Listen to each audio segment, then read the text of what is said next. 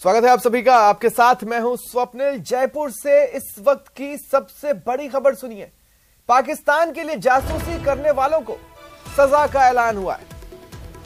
जयपुर में अदालत ने सुनवाई में पाक नागरिकों को जासूसी के लिए दोषी माना और इसके बाद सजा का ऐलान किया गया। जासूस नंदलाल, गौरी शंकर, प्रेम शंकर, तीनों जासूसों को 7-7 साल की सजा सुनाई गई है। ज्यादा जानकारी के लिए बात करेंगे सहयोगी राकेश से। राकेश, क्या जानकारी है? भारत सरकार ने इनको शरण दी थी और तीनों अलग अलग जगह नौकरी भी कर रहे थे, लेकिन जब सीआईडी, सीबी और दूसरी जांच एजेंसियों को इसकी जानकारी मिली तो ये बहुत गोपनीय सूचनाएं यहाँ से पाकिस्तान लगातार भेज रहे थे। इस मामले में सीआईडी, सीबी ने 2016 में एक मुकदमा दर्ज किया था। उस मुकदमे की लगातार पैरवी चल रही थी। आज कोर्ट में सुनवाई हुई और इनके फैक्ट्स रखे गए तो जो अदालत ने तीनों को दोषी माना। दोषी मानते हुए इनको 7-7 साल की सजा दी है। चूंकि तीनों पाकिस्तान के नागरिक हैं और इनके परिजनों को भी इस बारे में सूचित किया गया है। दूसरी तरफ जो एपीपी हैं सरकार के लोक अभियोजक राजेश मीणा, और उन्होंने इनके खिलाफ जो धाराएं लगी हैं, अभी सरकार इन पर और भी आगे कार्रवाई कर सकती है। चूंकि इनका मामला देश की सुरक्षा के साथ खिलवाड़े से जुड़ा हुआ है तो अभी और भी कार्रवाई इसमें होना बाकी है। चलिए, शुक्रिया तमाम जानकारी के लिए।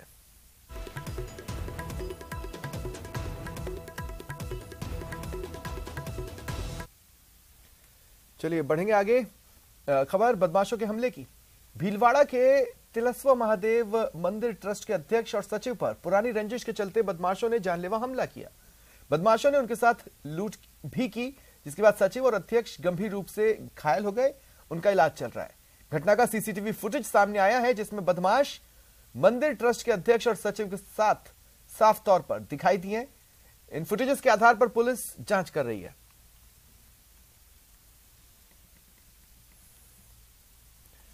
टोंक शहर के बस स्टेशन से बैग चोरी मामले में पुलिस ने खुलासा किया। पुरानी टोंक थाना पुलिस ने बैग चुराने वाले आरोपी आमिर को गिरफ्तार कर बैग बरामद किया। बैग में रखा करीब 50 ग्राम सोना और कपड़े भी बरामद हुए। 19 फरवरी को बस स्टेशन से चोरी हुए बैग की वारदात सीसीटीवी कैमरे में कैद हुई थी। पीड़ित की शिकायत पर पुलिस ने आरोपी को पकड़ लिया।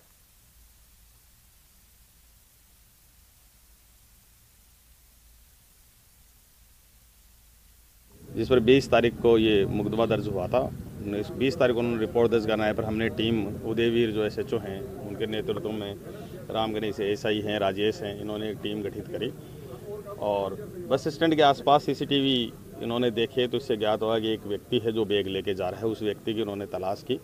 जो भी तकनीकी सहायता है वो करने के बाद आमिर नाम का एक व्यक्ति है, उससे चोर जो पाया गया उसको अरेस्ट किया गया।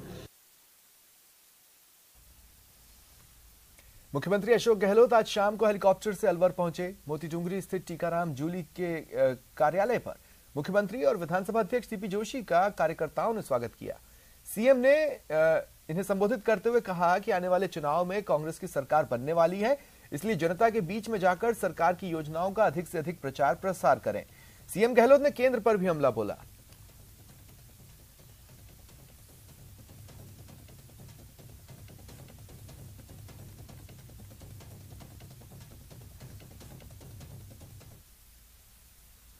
दौसा जिले की मानपुर थाना पुलिस ने नाबालिग के साथ रेप के आरोपी को गिरफ्तार किया। पुलिस ने पिलोड़ी निवासी संजय कुमार मीणा को गिरफ्तार किया है। आरोपी करीब 1 साल से नाबालिग के साथ डरा धमकाकर दुष्कर्म कर रहा था। आरोपी के हौसले इतने बुलंद हो गए कि 14 फरवरी यानी वैलेंटाइन डे के दिन नाबालिग के घर पहुंचा और साथियों के साथ नाबालिग का अपहरण की कोशिश की। नाबालिग के परिजनों ने बीच बचाव किया। काफी मशक्कत के बाद नाबालिग को किडनैप होने से बचाया। घटना के बाद जब ग्रामीण एकत्रित हुए तो आरोपी और उसके साथी भाग गए, जिसके बाद नाबालिग की मां ने मानपुर थाने में मुकदमा दर्ज कराया था।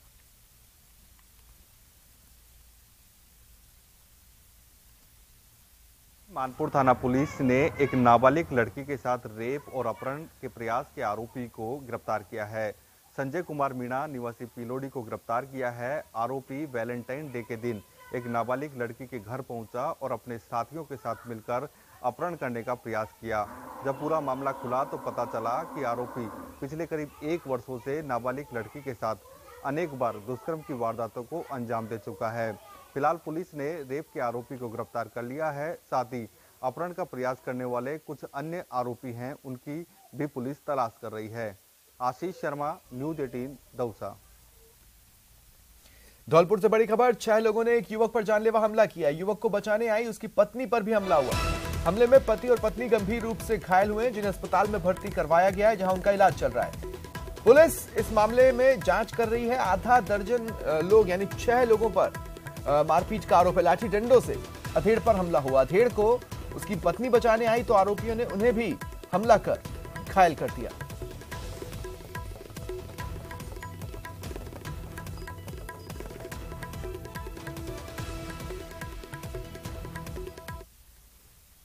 जोधपुर में दिन दहाड़े अधिवक्ता की निर्मम हत्या के बाद प्रदेश के सभी वकीलों में भय है। अधिवक्ता एडवोकेट प्रोटेक्शन एक्ट लागू करने की मांग को लेकर 5 दिनों से प्रदर्शन कर रहे हैं। आज भीलवाड़ा में जिला न्यायालय में सुंदरकांड पाठ का आयोजन हुआ। इस दौरान अधिवक्ताओं से बातचीत की सहयोगी राहुल कौशिक ने। की बात सुनने वाले और आम आदमी के कानूनी रूप से संकट हरने वाले अधिवक्ताओं को आज संकट मोचन का सहारा लेना पड़ रहा है। सुंदरकांड का पाठ किया गया आज भीलवाड़ा की अदालत में और कहीं ना कहीं जो अधिवक्ता का हत्याकांड हुआ जोधपुर में, उसका विरोध कर रहे हैं। वकील प्रोटेक्शन एक्ट की मांग कर रहे हैं। हमारे साथ राजेंद्र जी कचोलिया हैं, बार के अध्यक्ष, आइए इनसे बात करते हैं। क्या बात हो गई, संकट मोचन का सहारा लेना पड़ रहा है, सरकार आवाज नहीं सुन रही आपकी? संकट मोचन का सहारा, जब संकट नहीं निकलता, हल नहीं होता, तो एक ही है, हनुमान जी। वही सबका संकट निवारण करते हैं। और चूंकि हमें आज 5वां दिन हो गया है, सरकार नहीं सुनती है, तो इसका मतलब सरकार कुछ ध्यान नहीं दे रही। छोटी मोटी घटनाएं होती है जिसमें सरकार मुआवजा जारी कर देती है, लेकिन ये जो न्याय की रक्षा करने वाला है, जो एक प्रहरी है, जो न्याय दिलाने काम करता है, उस अधिवक्ता की सरेआम जहां मुख्यमंत्री जोधपुर में हो और घटना घट जाए, उसके बावजूद उसमें कोई कदम नहीं उठावे, तो ये क्या कहेंगे? इसका मतलब न्याय की ओर उनका कोई ध्यान ही नहीं है। हमारे साथ कुछ और भी वकील, आइए इनसे बात करते हैं। गोपाल जी, कितने वकील ने कार्य बहिष्कार कर रखा है? 4-5 दिन हो गए। कहीं ना कहीं जो आम जनता यहाँ पे आती होगी, उनको परेशानियां झेलनी पड़ रही है। जिला अभिभाषक संस्था में 717 एडवोकेट रजिस्टर्ड हैं जो प्रैक्टिस कर रहे हैं। आप सबने कार्य का बहिष्कार कर रखा है और आज विशेष रूप से एडवोकेट प्रोटेक्शन एक्ट की मांग को लेकर हनुमान जी महाराज का आह्वान किया हमने। हमारे साथ और भी वकील, आइए इनसे बात करते हैं। क्या रास्ता निकाला जाए? आपकी बात नहीं सुनी जा रही, 5 दिन हो गए, आगे क्या रूपरेखा रहेगी इसको लेकर? लगातार 4 दिनों से हड़ताल जारी है और सरकार से भी हमारा प्रतिनिधि मंडल मिल चुका है। 3 बार वार्ता असफल हो चुकी है। हम राजस्थान बार हाईकोर्ट एशियन जोधपुर और राजस्थान बार एशियन जोधपुर, इन दोनों के आह्वान पर पूरे राजस्थान में स्ट्राइक हो रही है। सरकार को भी इस मुद्दे पर गंभीर होना चाहिए। वीडियो जर्नलिस्ट अंकुर सनाटी के साथ राहुल कौशिक, न्यूज 18 भीलवाड़ा। राजस्थान पुलिस पर हरियाणा में एफआईआर दर्ज करने के मामले में सीएम अशोक गहलोत का बयान आया है। उन्होंने कहा, अगर एफआईआर दर्ज हुई है तो क्लोज भी हो जाएगी। इस मामले पर कानून अपना काम करेगा। मुलजिम पकड़े जाने चाहिए। घटना मार्मिक है, इसकी जितनी निंदा करें कम है।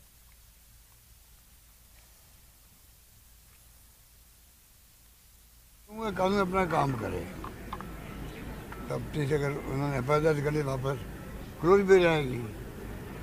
हमारे यहाँ कंपनी किया हुआ है एफआईआर को, तो मैं ज़्यादा इन बातों में नहीं पढ़ता हूँ।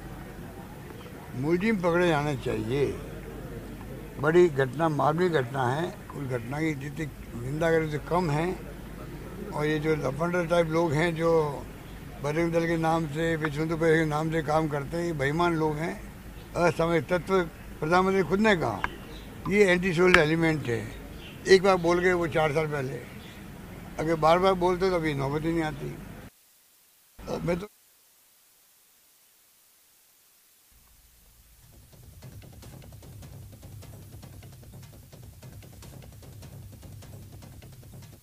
कहूँगा कानून अपना काम करे, तब ठीक है। अगर उन्होंने एफआईआर दर्ज कर ली, वापस क्लोज भी जाएगी। हमारे यहाँ कंपनी किया हुआ है एफआईआर को, तो मैं ज़्यादा इन बातों में नहीं पढ़ता हूँ। मुलजिम पकड़े जाने चाहिए। बड़ी घटना, मार्मिक घटना है। उस घटना की जितनी निंदा करें तो कम है। और ये जो लफंडर टाइप लोग हैं, जो बजरंग दल के नाम से, विश्व हिंदू परिषद के नाम से काम करते हैं, ये बेईमान लोग हैं, असामरिक तत्व।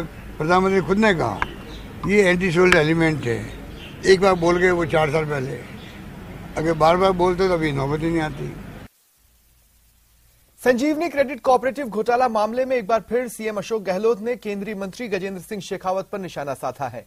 सीएम गहलोत ने कहा कि पूरे मामले में गजेंद्र सिंह पर भी आरोप उतने ही प्रमाणित हैं जितने कि अन्य अभियुक्तों पर। सीएम ने कहा गजेंद्र सिंह का परिवार भी घोटाले में शामिल है। गजेंद्र सिंह पूरे मामले में जनता को गुमराह कर रहे हैं। ये घोटाला करीब 1000 करोड़ का है।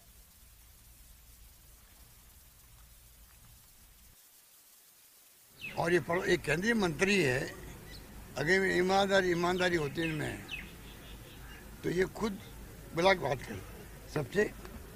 हमारी एसओजी लिख रही है बार बार ईडी को, आप इस केस को ले, क्योंकि ईडी के हाथ में है, अधिकार है प्रॉपर्टी को सीज करने का, वो अधिकार एसओजी के पास नहीं है। और बगैर प्रॉपर्टी सीज किए हुए आप इनके पैसा कैसे चुकाओगे? कल को खुद बुद कर देंगे प्रॉपर्टियों को। अविलंब ईडी को केस को लेके प्रॉपर्टी सीज करनी चाहिए, मेरी मांग है। और ये क्या कह रहा केंद्रीय मंत्री है, अगर ये कहते मैं दोषी नहीं हूँ, आप मदद क्यों नहीं करते फिर इनकी? अगर आप दोषी नहीं हो तो आपका इसमें इन्वॉल्वमेंट था, पैसा हमने जमा करवाए, वापस विड्रॉ किए। ये इनके पिताजी, इनकी माताजी, इनकी पत्नी, इनके साले, 5 लोग उसके अंदर हैं। भरतपुर जिले के गोपालगढ़ थाना इलाके से 15 फरवरी को 2 लोगों का अपहरण कर हरियाणा के भिवानी में जलाकर मारने के मामले में एडीजी क्राइम दिनेश एमएन ने मोर्चा संभाला है। ADG crime Dinesh MN Bharatpur पहुंचे, आईजी कार्यालय में बैठक ली, मामले का फीडबैक लिया। एडीजी क्राइम ने बताया गिरफ्तार आरोपी रिंकू सैनी से पूछताछ में कई खुलासे हुए हैं। वारदात के वक्त आरोपियों ने जिस वाहन का उपयोग किया उसे चिन्हित किया है, एक सफेद स्कॉर्पियो है। बैठक के दौरान मौजूद रेंज आईजी गौरव श्रीवास्तव ने बताया कि गिरफ्तार आरोपी रिंकू सैनी से पूछताछ के दौरान 8 अन्य आरोपियों के नाम भी सामने आए हैं जिन्हें तलाशा जा रहा है।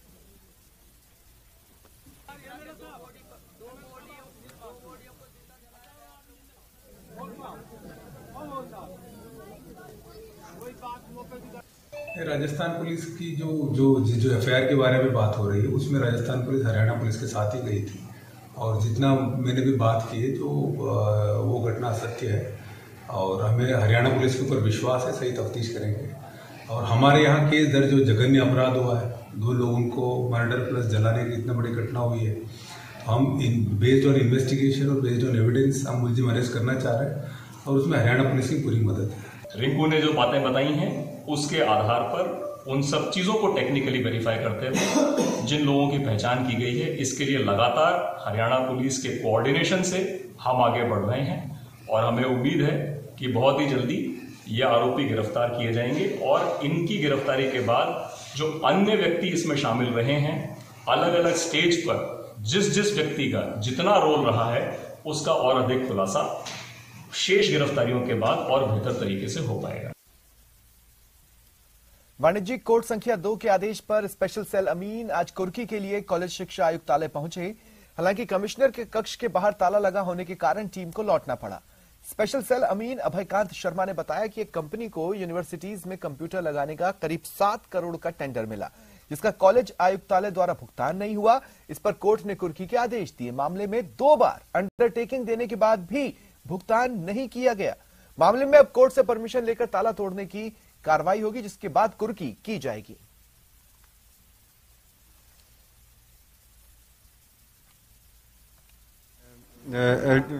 कमिश्नर ऑफ कॉलेज एजुकेशन के जो कमिश्नर हैं उनके कार्यालय यहाँ शिक्षा संकुल पहुंचा तो मौका पर मुझे ताले लगे हुए मिले। कमिश्नर साहब का जो दफ्तर है उसमें ताला लगा हुआ है। यहाँ से मैं पीए साहब को, लीगल वालों को और यहाँ पर जो उनकी सहायक बैठती हैं उनको पूछ रहा हूँ तो वो कोई संतुष्टिपूर्ण जवाब नहीं दे पा रहे कि भाई ताला क्यों लगा हुआ है। सर हमारी क्लाइंट है उनका एजुकॉम सॉल्यूशंस लिमिटेड, तो उन्होंने तो गवर्नमेंट ऑफ राजस्थान ने एजुकेशन डिपार्टमेंट के लिए टेंडर फ्लोट किया था। तो उस टेंडर हमने भरा, क्योंकि टेंडर का अमाउंट हमें दिया नहीं गया तो उसके बाकायदा जस्टिस माथुर जी को अपॉइंट किया गया था हाई कोर्ट ने एज अ आर्बिट्रेटर। तो वो अवार्ड हमारे फेवर में हुआ, जिसके हमने कुर्की के लिए डाला। 2 बार अंडरटेकिंग दी इन्होंने हमें कि पैसा पहले महीने भर में रिलीज़ कर देंगे, फिर 7 दिन में रिलीज़ कर देंगे, पर दोनों बार अंडरटेकिंग पे ये खड़े नहीं रह पाए। फिर आज हम जब कुर्की करने आए हैं, करीबन मूल राशि 7 करोड़ है और बयाना मिला के करीबन 11-12 करोड़ के आसपास राशि बैठती है। आज जब हम कुर्की करवाने आए हैं तो हमें पता लगा है कि कमिश्नर साहब का कमरा लॉक्ड है। नगर परिषद हनुमानगढ़ की भूखंड नीलामी में आज जमकर विवाद हुआ। बोली लगाने वालों ने भ्रष्टाचार के आरोप लगाए। सभापति गणेश राज बंसल और उपसभापति अनिल खीचड़ भी आमने सामने आ गए। सभापति ने उपसभापति पर फेक नीलामी के आरोप लगाए तो इसका जवाब देते हुए उपसभापति ने भ्रष्टाचार की बात कही।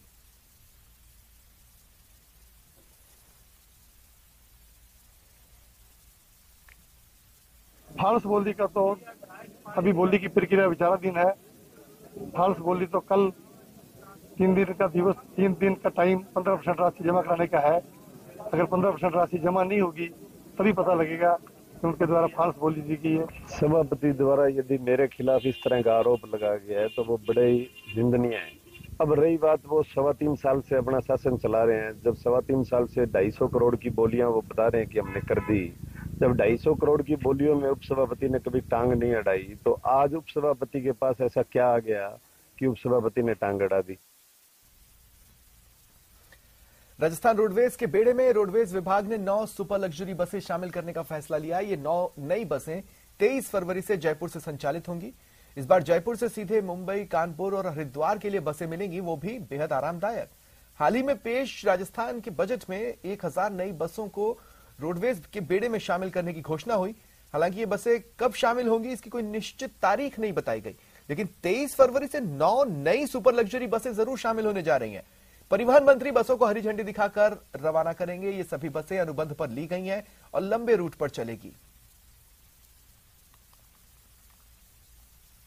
दिनांक 23/2/23 से राजस्थान रोडवेज द्वारा जयपुर से कल्याण, जयपुर से हरिद्वार, जयपुर से कानपुर वातानुकूलित शयनवानमय कुर्सीवान वाहनों का संचालन किया जा रहा है, जिसका शुभारंभ श्रीमान यातायात मंत्री राजस्थान सरकार के कर कमलों द्वारा सिंधी कैंप से किया जाएगा। कल दोपहर 2 बजे हरी झंडी दिखाकर और इसको प्रस्थान किया जाएगा। ये एक बहुत महत्वपूर्ण मार्ग है। अभी तक जयपुर से मुंबई के बीच में कोई भी बस की सुविधा इस प्रकार की उपलब्ध नहीं थी। इससे वापी होते हुए जाएगी, तो इससे बीच में आबू रोड और बड़ौदा जाने वाले यात्रियों को भी इसका लाभ मिल सकेगा। इसके अलावा Jaipur Lucknow via Kanpur, Jaipur Kota via Bundi, Jaipur Haridwar via Delhi, Jaipur Ahmedabad via Chittorgarh Udaipur, Jaipur Delhi via Dausa Sohna express way और जयपुर बीकानेर वाया रतनगढ़, ये सब सुविधाएं होंगी। झुंझुनू के मंडावा कस्बे से खाटू धाम के लिए 5 दिवसीय पदयात्रा आज रवाना हुई। श्री श्याम जन कल्याण सेवा समिति के तत्वावधान में 151 निशानों के साथ पदयात्रा अखंड ज्योत के साथ और निशान की पूजा के बाद रवाना हुई।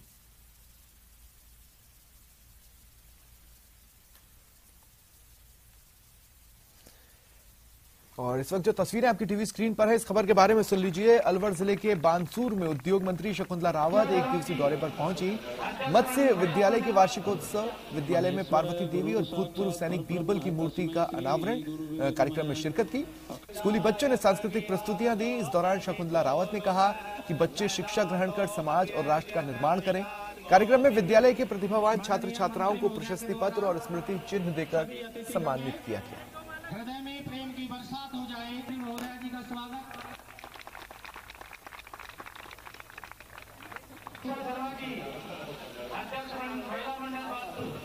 महेश्वर गुरु साक्षात परब्रह्म तस्मै श्री गुरुवे नमः। पिता की मूर्ति का अनावरण कर रहे हैं और इन्होंने जीते जी भी बहुत ही बड़ा सम्मान करना, सेवा करना ये फर्ज और अपना धर्म निभा के आए हैं। जय सिंह और अंजुम जो यहाँ के डायरेक्टर है, ये अपने विद्यालय में और कॉलेज में भी इसी तरीके के संस्कार बच्चों में डालते हैं कि वो अपने से बड़ों का सम्मान करें, अपने माता पिता का सम्मान करें, अपना जो राजस्थानी और अपना भारतीय जो कल्चर और जो संस्कृति है, जो सम्मान करने की, उस परंपरा को जीवित रखने का काम आज ये कर रहे हैं। मेरी तरफ से इनको बहुत बहुत शुभकामनाएं। भाजपा के राष्ट्रीय अध्यक्ष जेपी नड्डा, भाजपा के प्रदेश अध्यक्ष सतीश पूनिया और अन्य नेता कल हनुमानगढ़ आएंगे। नड्डा के परिवार में शादी होने के कारण सभी हनुमानगढ़ आ रहे हैं। शुक्रवार को हनुमानगढ़ जंक्शन में जेपी नड्डा किसान संगत दर्शन कार्यक्रम को संबोधित करेंगे।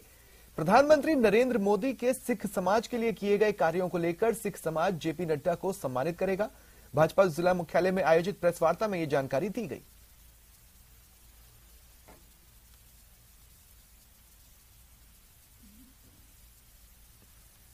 माननीय राष्ट्रीय अध्यक्ष जी हनुमानगढ़ प्रवास पर रहेंगे और उसके दौरान जो किसानों के लिए, जो हमारे सिख समाज के लिए जो आदरणीय प्रधानमंत्री जी ने, चाहे अभी पूर्व वक्ताओं ने कहा कि चाहे करतारपुर कॉरिडोर साहब हो, चाहे बाल दिवस मनाने की बात हो, और चाहे कोई किसान के हित में।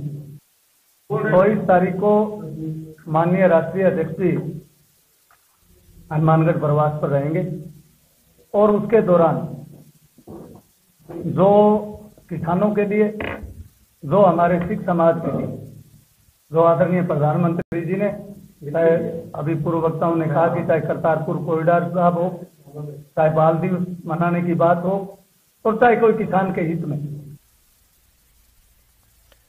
रुकते हैं।